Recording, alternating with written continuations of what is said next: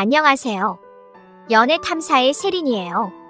중년 남자들은 술을 하고 2차고 노래방을 가는 경우가 종종 있어요. 노래방 도우미와 어떻게든 잘해보고 싶은 마음으로 갔지만 대부분은 돈만 쓰고 아무런 성과도 없이 돌아왔을 거예요. 많은 남자들이 잘못 생각하고 있는 것 중에 하나는 도우미는 이런 일을 하기 때문에 쉽게 줄 거라고 생각하는 거예요. 구독과 좋아요, 알림 설정은 영상을 만드는데 큰 힘이 됩니다. 잊지 말고 꼭 부탁드려요. 여러분이 노래방 도우미를 꼬시기 위해서는 손님을 보는 도우미의 속마음을 먼저 알아야 해요. 아마도 노래방에 가는 많은 남성들의 은큼한 속내 중 하나는 도우미와 밖에서 만나 사귀고자 하는 것일 거예요. 특히 도우미의 대다수가 20대에서 30대의 여성들이기 때문에 남성들의 호기심과 모험심을 자극하기에 충분해요. 하지만 실제 노래방 도우미들에게 들어본 바로는 이 같은 바람이 성사될 가능성은 상당히 낮다고 할 수 있어요. 우선 밖에서 만날 경우 상당수의 남성들이 자신들을 쉽게 보기 때문에 도우미들 스스로가 만나고 싶어 하지 않는다는 거예요. 10년 경력의 노래방 도우미는 이렇게 말했어요. 자주 찾아와 편하게 대해줘서 호감이 들어 밖에서 만나게 되면 남자들의 태도가 완전히 달라져요. 속으로는 무시하고 경멸하면서 겉으로만 어떻게 한번 꼬셔서 엮어보려고 하는 수작이 뻔히 보인다니까요. 지금껏 혹시나 하며 만났던 손님들 모두가 애인이라기보다는 잠자리 파트너를 만들어 보려 했던 경우가 대부분인지라 더 이상 밖에서 손님과 만나지 않겠다고 결심했어요. 또한 도우미 대부분이 알바 개념으로 잠깐씩 일하는 경우가 많아 남성들로부터 많은 돈을 뜯어내는 식의 작업을 걸 생각을 별로 하지 않는다는 거예요. 따라서 설령 손님과 밖에서 만나는 경우라 해도 재미나게 놀 수 있는 것을 중요하게 생각해요. 이렇게 도우미의 속마음을 알았으니 어떻게 꼬셔야 할지 감이 오시나요? 이야기를 듣다 보니 더욱 자신감이 생기지 않는다고요? 그렇게 생각하실 필요가 없어요. 지금부터 알려드리는 내용을 끝까지 보신다면 돈만 쓰고 스킨십 한번 제대로 못 해보고 씁쓸하게 집에 가는 일은 없을 거예요. 첫 번째, 일반인 여자처럼 대해보세요. 노래방에 갈 때 도우미들이 특히 꺼려하는 손님은 갑질을 하거나 스킨십에 미친 진상이에요. 갑질을 하는 손님은 내가 돈 내고 도우미를 샀으니 너는 내가 하고 싶은 대로 할 수 있다는 생각을 가지고 있어요. 그래서 도우미에게 인간적 모멸감을 느끼게 함부로 대하는 사람이에요. 물론 노래방 도우미의 역할이 손님에게 서비스를 해야 하는 것은 맞지만 모멸감을 느낄 정도로 학대하고 무시하는 경우가 있어요. 반말은 물론이고 아무렇지 않게 은밀한 곳을 주무르려고 하다 보면 도우미와의 충돌이 생기기도 해요. 이곳에 지불한 돈에 맞지 않는 과한 서비스를 요구하는 기대 심리는 잘못됐다고 볼 수 있어요. 그런데 이렇게 갑질을 하는 손님보다는 대다수의 손님은 도우미와의 로맨스를 상상하는 경우가 더 많아요.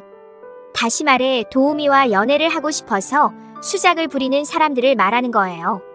갑질은 하는 사람과 반대로 도우미의 비위를 맞추며 마치 오늘 만남이 운명인 것처럼 말하며 갖고 싶은 것 있으면 말해봐.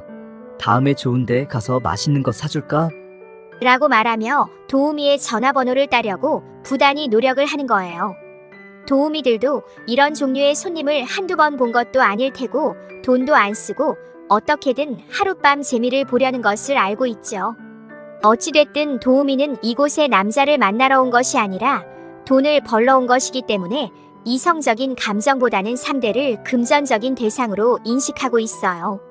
오히려 갑질을 하는 손님은 순간순간 비위를 맞추면 되지만 이렇게 로맨스를 요구하는 손님은 전화번호를 딸 때까지 지루하게 대화를 이어가서 더 짜증이 난다고 해요.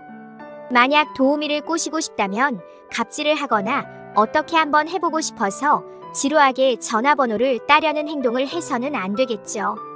처음 도우미가 왔을 때 오히려 일반인 여자를 대하듯이 유쾌하게 대해보세요. 가볍게 의상이나 외모에 대한 칭찬을 하는 것도 좋은 방법이에요. 도우미 생활을 오래 했다고 하더라도 새로운 손님을 만날 때는 어떤 진상이 나올지 모른다는 두려움이 있기 때문에 여러분은 진상이 아니라는 것을 빨리 인식시키는 것이 중요해요. 그러나 너무 지나치게 비위를 맞추면 돈을 쓰는 입장인데 호구처럼 보일 수 있고, 처음부터 너무 꼬시려는 느낌을 주면 도우미는 속으로 경계하게 돼요. 그리고 만약 파트너를 정해 놓는 경우에는 특정 예쁜 도우미만 고집하는 것도 도우미들에게 첫인상부터 나쁜 인상을 심어줄 수 있어요. 또 대화를 나눌 때도 주의해야 할 점이 있는데요. 도우미로 일을 한 지 얼마나 됐어? 하루에 몇 군데나 다녀? 한 달에 얼마 벌어? 와 같이 도우미 일에 관한 이야기를 하는 것은 좋지 않아요. 왜냐하면 도우미들은 자신들을 유흥업 아가씨 취급을 하는 것을 별로 좋아하지 않아요. 그렇다고 어린 나이에 고생하네. 일은 힘들지 않아? 라고 동정하고 불쌍하다는 듯한 말을 하는 손님 또한 진상이라고 느낀다고 해요. 그래서 도우미 일에 대한 주제를 대화 소재로 삼는 것은 여러분이 도우미를 꼬실 수 있는 확률을 떨어뜨리게 돼요. 두 번째, 놀 줄 알면서 깔끔한 이미지. 도우미에게 호감을 주려면 유쾌한 대화와 자신의 세련된 비주얼이 가장 큰 역할을 하게 돼요. 그리고 대화의 내용이 연애사와 관련된 이야기를 하게 되면 서로의 취향도 쉽게 파악하게 되고 어떤 스타일로 접근해야 하는지 참고할 수 있어요. 손님이라도 자기 관리 정도는 한다는 느낌을 주어야 해요.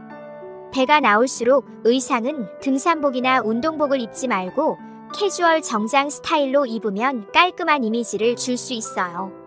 특히 과도하게 만취한 상태로 노래방에 들어가거나 욕이 섞인 거친 말투는 쓰지 말아야 해요. 도우미가 들어오자마자 처음부터 스킨십을 시도한다면 도우미는 진상으로 인식하고 빨리 시간이 가기만을 기다릴 거예요. 그리고 담배 냄새나 땀 냄새가 쩔어있는 남자는 일반 여성이 아닌 도우미조차 꺼려하게 돼요. 지나치게 근육을 키워서 신체를 벌크업한 것을 자랑이라고 착각하는 남자. 비용에 너무 쪼잔한 느낌을 주는 남자는 아무리 노력해도 도우미를 꼬시기 어려울 거예요. 적당히 깔끔하고 세련되게 놀고 같이 간 동료나 친구들보다 좀 더 괜찮은 남자라고 느낄 수 있게 상대적으로 차별화가 되어야 도우미는 호감을 느끼게 돼요. 세 번째, 텐션을 올리세요. 첫인상에서 도우미들로 하여금 괜찮은 남자 같은데라는 인식을 심어줬다면 그 다음으로 텐션을 올리는 것이 중요한데요. 즐거운 분위기로 만드는 것은 일반인 여자를 만날 때와 별반 다르지 않아요. 술을 마시면 가벼운 농담도 하고 건배를 하며 분위기를 만들고 온 국민의 게임인 술게임과 같은 것을 하며 텐션을 올려보세요.